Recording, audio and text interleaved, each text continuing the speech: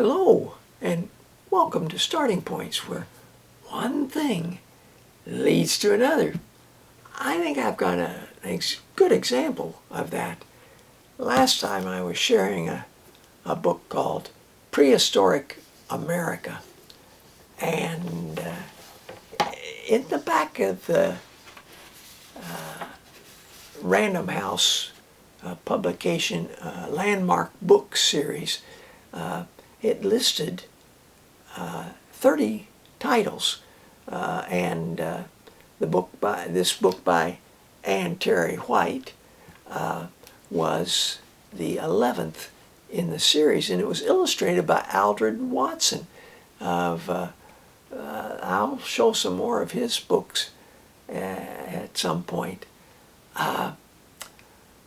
He was a carpenter and a builder and a woodworker and a printmaker and a farmer and everything that Aldred Watson was. Now, I thought at the time, as I looked down the list, that, oh, wow, I never realized that this person wrote that book. Dorothy Canfield Fisher, Paul Revere and the Minutemen, or Pocahontas and Captain John Smith by Marie Lawson, and I've made some mention of that. So here's a book by Marie Lawson, Marie A. Lawson. She was both a writer and an illustrator, and the book's called The Sea is Blue, and I found it a really charming book and liked it a lot. This is before I made the connection that she was the wife of Robert Lawson. Now, I've shared some books by Robert Lawson with you. Two of them, I think, Ben and Me, the Me being a mouse, and the Ben being Ben Franklin, and Mr. Revere and I, the I being the horse that he rode in his famous journey. And this is called Captain Kidd's Cat, and I think I made mention that here again it was the cat in Captain Kidd. So different animals and their relationship with people. So he wrote and illustrated many other books and illustrated other books that other people had written.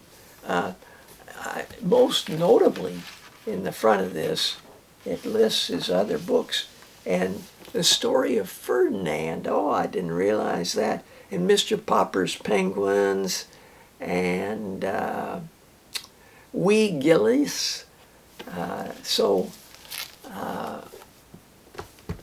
there's that sort of one thing leading to another connection. And the other writer that I was surprised to see had written some of those books was a writer called Samuel Hopkins Adams. And I knew him from a collection of stories and from two novels that he wrote. And so I was quite intrigued to find that. And I tried to check if those books were available anywhere in Victoria, but they weren't the landmark books. Grandfather's Stories. Now, this is about, well, I think I counted it up, 24 stories. And I know I enjoyed the whole book, but some stories stick out in my memory more clearly than others. It was a long time ago that I read them and came across this book. They take place in New York, in that area around Troy, New York, and Schenectady, that Albany and the Erie Canal area. One of them, the big breach, I remember vaguely what caused the breach, and I don't remember how they solved it. Then there's one in here about Finger Lakes boyhood. Well, I know the Finger Lakes, but I couldn't bring back any instances from that. Baseball in Mumford's pasture lot.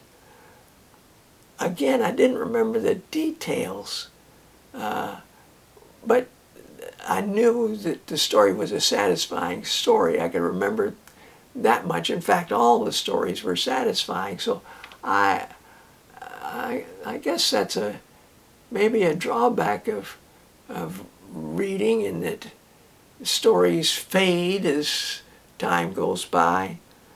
One thing about having a pasture lot, though, is it can be serve dual purposes, like serve as a baseball field, or I've played baseball in a pasture, and I've played football in a different pasture. So, but there's one story here, as I look down through the saga of Forest Gate, Pilkington, that I have several images that stay in my head, and if you were to ever read it, I think it would stick in your head as well. Now, his novels. Again, the same blurred image. This book was the first novel that I read, and I really liked it. It's adventure, and it takes place along the Erie Canal area that has been recently spoken about. It's a troupe, a group of actors who go from small towns to small towns, and there's enough of those around along the canal area, and perform, put on plays. And it was a fascinating story. And I also had the chance, when I looked at this, to see that that canal boat there was attached to a rope, but it didn't show what it was attached to. But when I said, well, maybe, just maybe, because I'm curious about, is it a horse or a mule? And when I open it out, you'll not be able to see this, but it is a horse, and it does have a rider on the horse. And the other book that I read of his, not easy to get his material, Sunrise to Sunset. I don't know what I was expecting to find here. Maybe a story about a farmer who works from sunrise to sunset. But no, that wasn't it at all. It's about mill towns that grew up in the industrial part of New England, and the need for laborers, even children laborers. And it's got a part right here in the first, as I was looking back through it, that he stopped, and this man and is speaking to a young girl, and then he drew from his pocket a neatly printed broadside. "I'll read it for you," he offered, and pattered through the announcement. "Wanted, families from 5 to 8 children capable of working in a cotton mill, genteel employment, moral surroundings, superior lodgment and food, light work, good pay, and humane treatment. The Eureka Mills at Troy, New York." She shook her head. "There aren't 5, and there aren't 8. There's only me." His face fell. A homestead of this sort usually meant a large family and good business for him. The mills paid him $1 a head for all the recruits sent in, and there was promise of a permanent job in the plant if he did well on his present quest. You know, I always remember about the cotton being shipped from the southern states to the northern states, and the opening of the machine age, the mills and things that did things there. Well, there is a story about from sunrise to sunset in Farmer Boy. Now, Farmer Boy, this story takes place about in the 1870s, and Farmer Boy is Almanzo Wilder, who Laura later marries.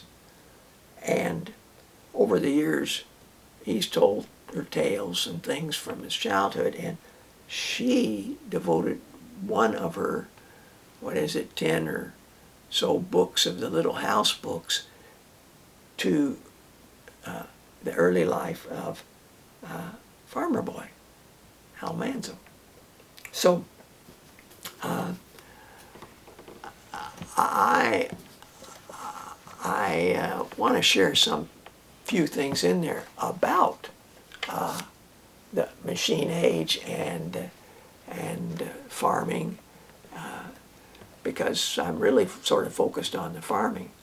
Father hauled the fleeces to the carting machine in Malone. Now, Malone is north of the Adirondacks, just south of the Canadian border at Quebec. It is north. And brought home the soft, long rolls of wool, carded out straight and fine. Mother didn't card her wool anymore, since there was a machine that did it on shares, but she dyed it. Alice and Eliza Jane were gathering roots and barks in the wood, and Royal was building huge bonfires in the yard. They boiled the roots and the bark in big cauldrons over the fires, and they dipped the long skeins of wool thread that Mother had spun and lifted them out on sticks, all colored brown and red and blue. When Almanzo went home from school, the clotheslines were hanging full of the colored skeins. Mother was making soft soap too. Well, Almanzo has a hope, something he wants to do. He watched the moon anxiously, for in the dark of the moon in May, he could stay out of school and plant pumpkins. So there's the folk tradition of the time to plant certain things at certain periods of time. Then, in the chill early morning, he tied a pouch full of pumpkin seeds around his waist and went to the cornfield. All the dark field had a thin green veil of weeds over it now. The small blades of corn were not growing well because of the cold. At every second hill, in every second row, Almanzo knelt down and took a thin, flat pumpkin seed between his thumb and finger. He pushed the seed sharp point down into the ground. It was chill work at first, but pretty soon the sun was higher. The air and the earth smelled good. And it was fun to poke his finger and thumb into the soft soil and leave the seed there to grow. A certain satisfaction that this, what I'm doing, is going to grow into pumpkins. Day after day he worked till all the pumpkins were planted, and then he begged to hoe and thin the carrots. He hoed all the weeds away from the long rows, and he pulled the little feathery carrot tops till those that were left stood 2 inches apart, so the carrots have room to really grow. He didn't hurry at all. No one had ever taken such pains with carrots as he did, because he didn't want to go back to school. He made the work last till there were only 3 more days of school, and then the spring term would end and he could work all summer. First, he helped in the cornfield. Father plowed between the rows, and Royal and Almanzo with hoes killed every weed that was left and hoed around each hill of corn. Slash, slash went the hoes all day, stirring the earth around the young shoots of corn and the first 2 flat leaves of the pumpkins. 2 acres of corn Almanzo hoed, and then he hoed 2 acres of potatoes. That finished the hoeing for a while, and now it was strawberry time. Wild strawberries were few that year, and late, because the frost had killed the first blossoms. Almanzo had to go far through the woods to fill his pail full of small, sweet, fragrant berries. When he found them clustered under their green leaves, he couldn't help eating some. He snipped off the green twigs of wintergreen and ate them too.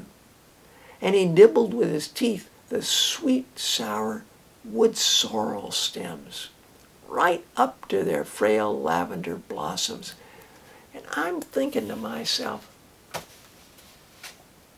now, there is an education, an outdoor, hands-on education. He knows what plants that he can eat, where to harvest things. The older sisters know where they can find the certain roots and things for the dyes.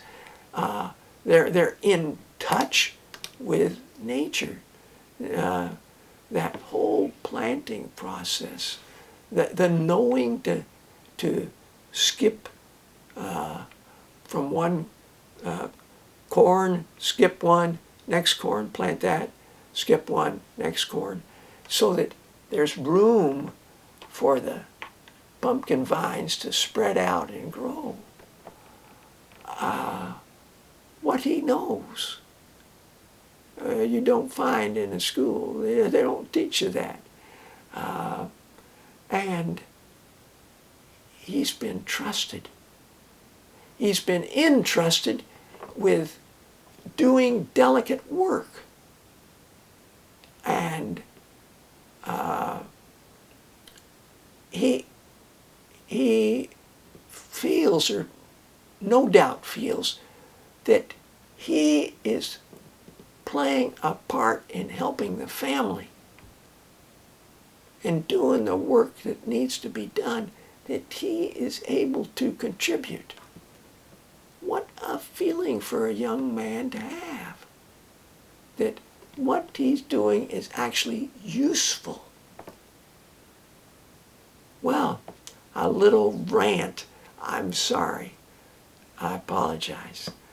Thank you for joining me. Until next time, bye for now.